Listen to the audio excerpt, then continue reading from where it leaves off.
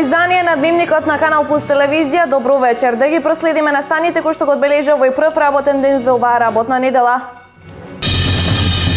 Со добивањето субвенции на земјоделските производители им се олеснува работата за позасилено форсирање на овоштарството и градинарството. Последниве години во експанзија е подигањето на нови овоштарници и пластеници. Вчера вечер во Кочани се случи тешка сообраќајна несреќа. Повредени се 4 лица на возраст од 17 до 22 години.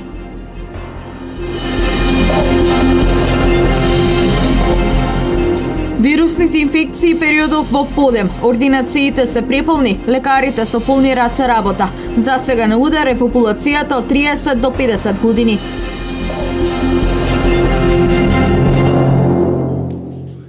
Дневникот го почнуваме со земјоделие. Последниве години во експанзија е подигањето на нови овоштарници и пластеници. Земјоделските производители од државата добиваат субвенции во делот на наводнувањето, со што им се олеснува работата за позасилено форсирање на овоштарството и градинарството. Во изминатите години, благодарение на субвенциите од државата, но и поради можноста за остварување на дополнителен приход, се зголемуваат површините под овошни и градинарски насади.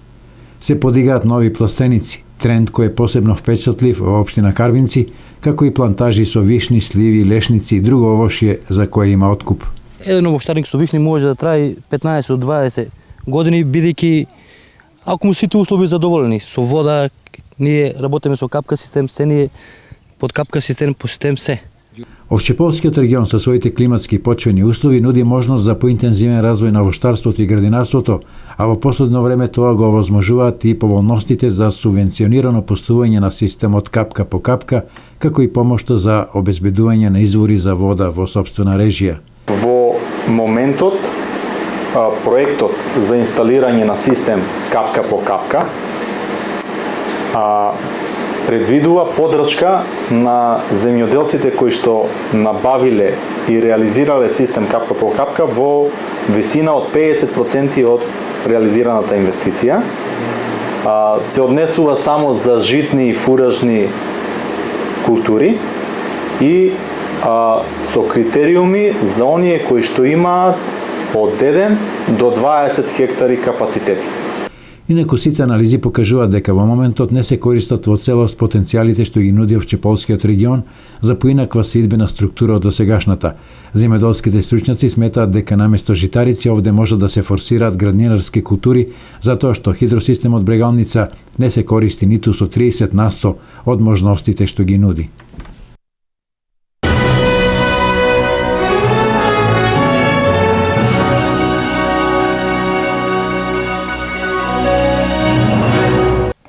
Минути за политика во вечерашниот дневник на Канал Плюс. На пресконференција денес од Општинската организација на СДСМ Делчево го обвини актуелниот градоначалник на Делчево Дарко Шехтански дека сака да ги задолжи граѓаните за нови 33 милиони денари, наводно како што велат од СДСМ за инфраструктурни проекти. На крајот на мандатот градоначалникот на ВМРО ДПМН Шехтански сака да ги задолжи граѓаните на општина Делчево за нови 33 милиони денари, наводно за инфраструктурни проекти. Зашто се трошија парите од општинскиот буџет, па да мора сега општината да се задолжува за долг кој што сите граѓани на Делчево треба да го плаќаат во следните 13 години. На седницата за јавна расправа за оваа енормно задолжување присуствуваа само вработените во локалната самоуправа. Што крие градоначалникот Шехтански? Зошто Шехтански сака да ги задолжи граѓаните на општина Делчево? Општината е во долгови, а граѓаните се посиромашни. Бараме на седницата која што треба да се одржи на 39 во петок веднаш да биде повлечена точката за задолжување од дневен ред.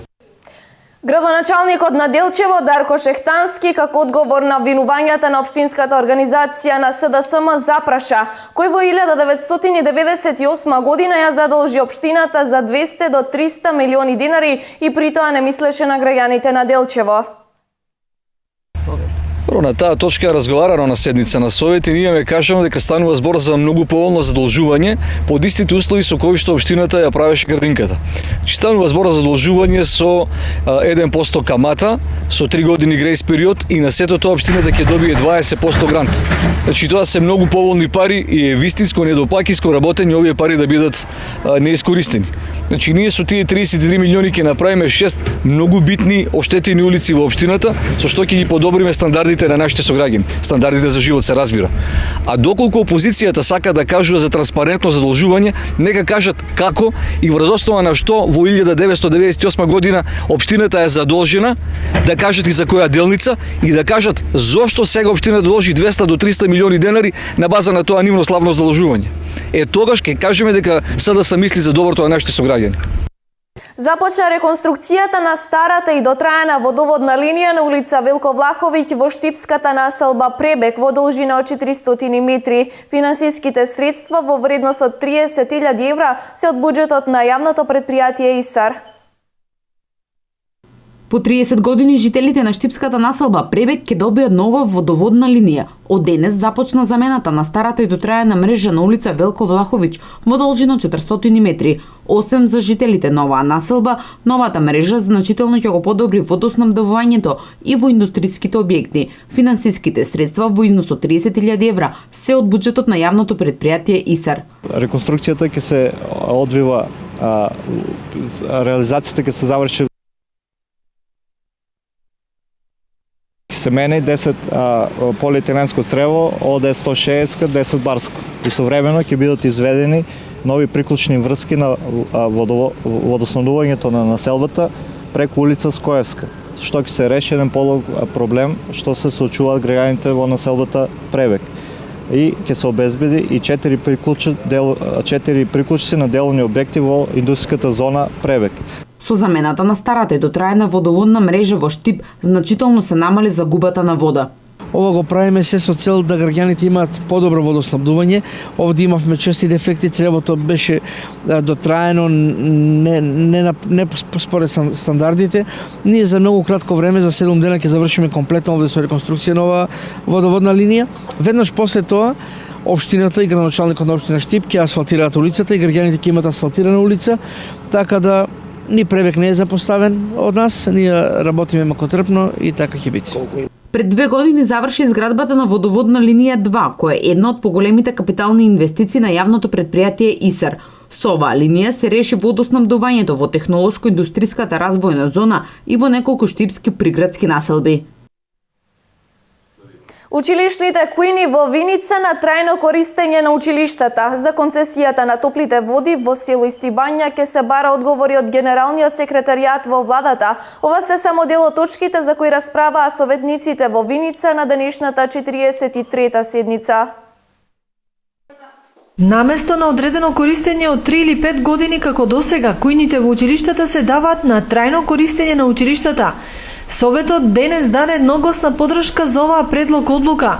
Заради несредени административно-правни работи, постапката за електронско јавно надавање на кујните се уште не е спроведена, така да се доцни и со испораката на храна, но со донесувањето на оваа одлука се очекува да се забрза електронската постапка. Според извештајот за исправноста на водата од Центарот за јавно здравје во Кочани, испитаните примероци на вода од селата Липец и Истибања покажале одредена хемиска и бактериолошка неисправност, за што се упати апел до солидарност и местните заедници да преземаат соодветна превентива на време. Заради немање соодветно мислење од Министерството за образование, Советот денес не расправаше по барањето од Средното општинско училиште Ванчо Прке за формирање паралелки со помал број на ученици, но ги разгледа извештаите и програмите за работа на сите општински училишта. 2015 година во Виница биде склучени 149 бракови, од кои 133 на подрачјето на општина Виница, 16 со дополнителен упис се склучени во странство. Од нив само 11 во Блатец и Липец и 5 во село Драгобраште. Продолженото работно време на угостителските објекти за време на празници треба се дефинира на годишно ниво, а не адхок по потреба, е ставот на советниците, бидејќи советот седници одржува еднаш месечно. Барањето од Александар парк за продолжено работно време за 2 часа на 21 и 22 октомври за организирање на Парк Пивофест. Советниците го прифатија, но со сугестија веќе за 2017-та, однапред да се има план кој денови во годината кафичите и рестораните ќе работат повеќе од дозволеното. Сите барања за утврдување правен статус кои се најдоа на денешната редовна седница добија зелено светло од советниците, а во советнички прашања речиси цел час се дискутираше за концесијата на топлите води во село Истибања, проблем кој пред неколку седници го иницираше собственикот на хотел Шагал. Советниците во неколку наврати бараа мислење од државните инспектори за согледување на фактичката состојба во искористувањето на овој природен благодет од страна на концесионерот Екоаза Самантов. Но денес искажаа јавно незадоволство од добиените одговори и донесоа заклучок со соодветно барање околу регуларноста на договорите за концесија над минералните води да побараат мислење и подршка и од Генералниот секретаријат во владата на Република Македонија. Како советнички прашања се начна и проблемите со кучињата скидници, кои наместо да се редуцираат, од ден во ден како да се размножуваат низ улиците во градот, зашто веќе крајно време општината да најде некое трајно решение.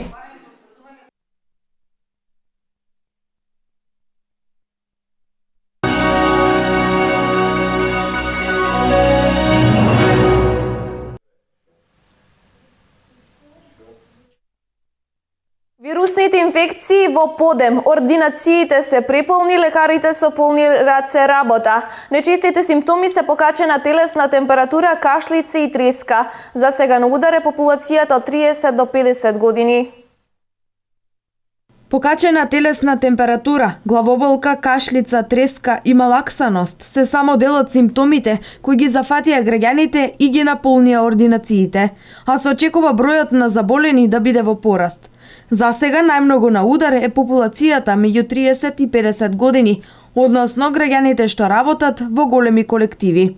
Сите пациенти кои што имаат било какви проблеми, кои што може да ги поднесуваат, например ако е лесна главоболка, треска, може да си помогнат со тоа што ќе земат некој антиперетично средство, значи аналгин, парацетамол, бруфен, некој витамин, значи чаеви, течности повеќе да примат. Ако овие симптоми продолжат подолго време, повеќе од 2 или 3 дена, или се влошуваат, обавезно да се јават на доктор, на своите матични лекари, да не примаат лекови на своја рака, посебно не антибиотици, заради тоа што лекарот е тој што ќе одлучи дали за одредената болест антибиотикот ќе помогне. Додека во судир со вирусните инфекции се и есенските алергии. Во овој случај граѓаните да ги разликуваат овие две појави и да не преземаат ништо на своја рака. Алергиите не идат со температура, а може да идат со кашлање, гребање во грлото, кивање, течење на солзи од очите и пациентот ако земе антибиотик, тоа е сосема неисправно. Исто така вирозите кои што ги разликуваме од бактериските инфекции, не користиме антибиотици, ни еден лекар нема да го даде антибиотикот. Идат со исто може да иде црвено грло, гребење во грлото, кивање, кашлање, намален апетит, главоболки, вртежи по снагата, а да станува збор за вирусна инфекција, исто така антибиотик нема да помогне. Ако станува збор веќе за бактериска инфекција, кој што иде обично со повисоки температури, влошена состојба, вртежи во зглобовите, тогаш антибиотикот е целисходен.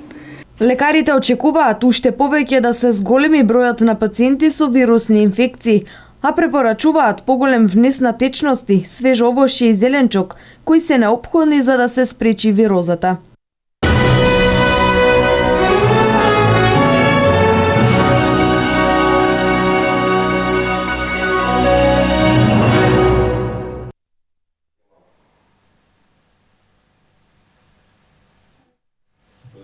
По повод одбележувањето на 70 годишнината од постоењето на Сојузот на Сдруженијата на пензионерите на Македонија, што се одржа во Домот на РМ во Скопје, плакети и признанија доби и Кочанското Сдружение на пензионерите и неколкумина негови активисти. На пресконференцијата претседателот на Сдруженијето на пензионери Кочани потсети на почетоците во пензионерското организирање, посебно во Кочани.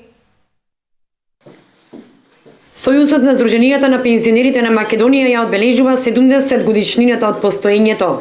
Во тој повод во Скопје се одржа свечена академија во Домот на армијата, на која беа доделени признанија на истакнати поединци и организации за успешната соработка со пензионерската организација на Македонија. По тој повод Сдруженијето на пензионери на Кочани на денешната пресконференција потсети на почетоците во пензионерското организирање, посебно во Кочани. Од 1972 година па наваму, кочанските пензионери бележат богата активност во повеќе сегменти од живењето. По повод јубилеот 70 години пензионерска организација во Македонија, меѓу добитниците на плакети и признанија се неколкумина активисти од Кочани. Признание има добиено Сдруженијето, има добиено културно-вечкото друштво на нашето Сдружение, бидејќи даде свој допринос во афирмацијата на Македонија, дури во Љубљана на меѓународниот фестивал на песми и игри на пензионерите на луѓето трета доба.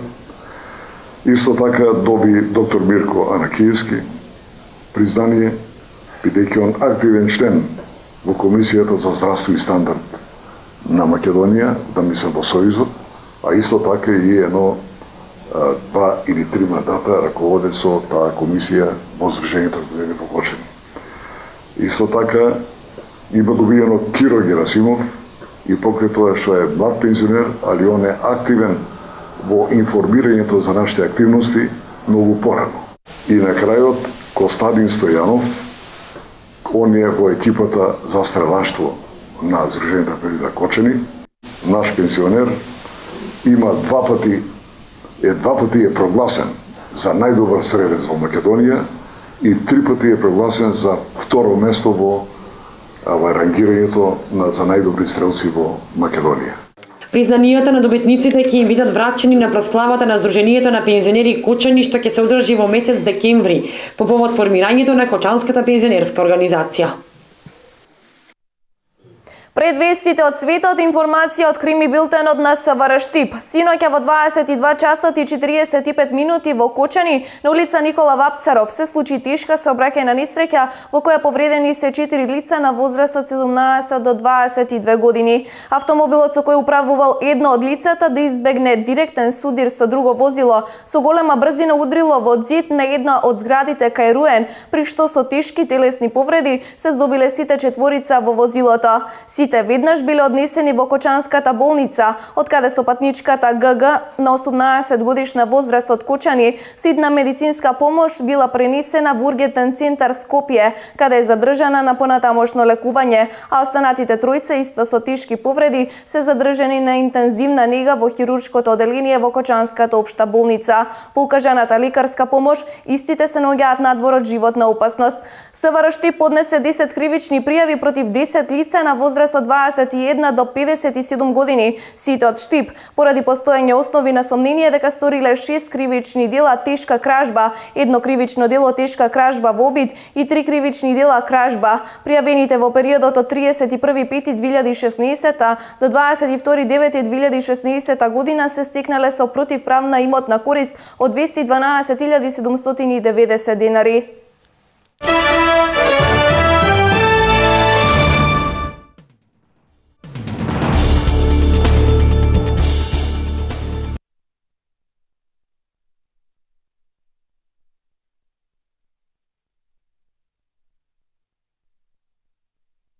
Универзитетот Ховстра во сојузната држава Њу Јорк. Дебатата доаѓа во време кога анкетите покажуваат рамномерна трка меѓу двајцата кандидати.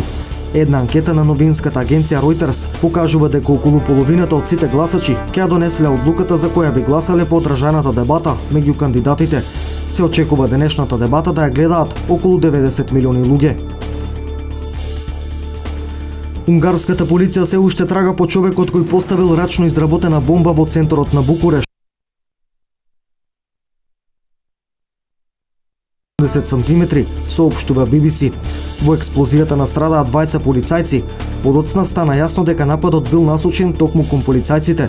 23 годишна полицајка се уште е во критична состојба, а нејзиниот 26 годишен колега веќе е стабилизиран и двајцата се сместени во болница. Прогласена е награда од 10 милиони унгарски форинти, односно 40.000 евра, за информација која може да доведе до фаќање на сторителот. Се уште не е јасно каков е неговиот мотив. Инспекторите ги молат граѓаните за соработка.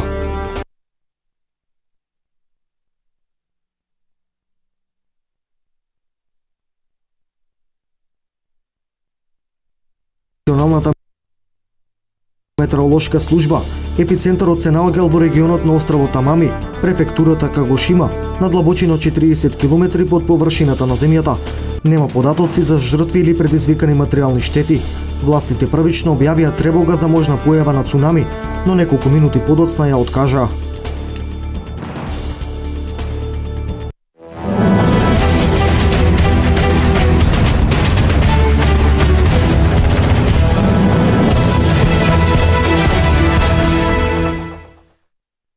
Викендов во Хамбург, Германија се одржа ново коло во карате премиер лигата, каде што настап има и најдобрите каратисти од Македонија, меѓу кои тројцата Штипјани Жарко Арсовски, Емил Павлов и Сашко Патраклиев. Жарко Арсовски во категоријата плюс 84 килограми извојува 2 победи, додека во третата борба се сретна со европскиот првак Слободан Битевик од Србија, каде што беше поразен со 2:0. Сашко Патраклиев во категоријата минус 84 килограми беше поразен од швајцарецот Демијан Сајлер со 6:2 во првото коло. Емил Павлов во категорија минус 60 килограми е поразен во првото коло од надпреварувачот Кина со судиско изјаснување по нерешениот резултат 0:0, но како што известил Павлов за македонските веб портали, тој не отпатувал за Хамбург, па системот за информирање на Светската карате федерација автоматски го ждребувал и го исфрлил резултатот со несудениот противник. Конкуренцијата во Хамбург, Германија е како на светско првенство, а ова за нашите каратисти е тест за светското првенство, кој ќе се одржи во месец октомври во Линц, Австрија.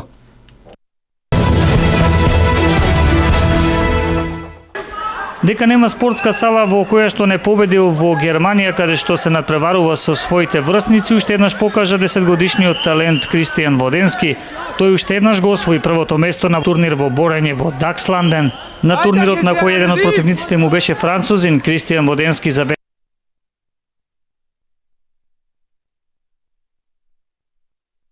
дека минатата недела Кико победи во кикбокс и борење. Ова е одличен успех за него, бидејќи во септември веќе нанижа неколку победи, што и тоа како го креват неговиот морал во понатамошните борби.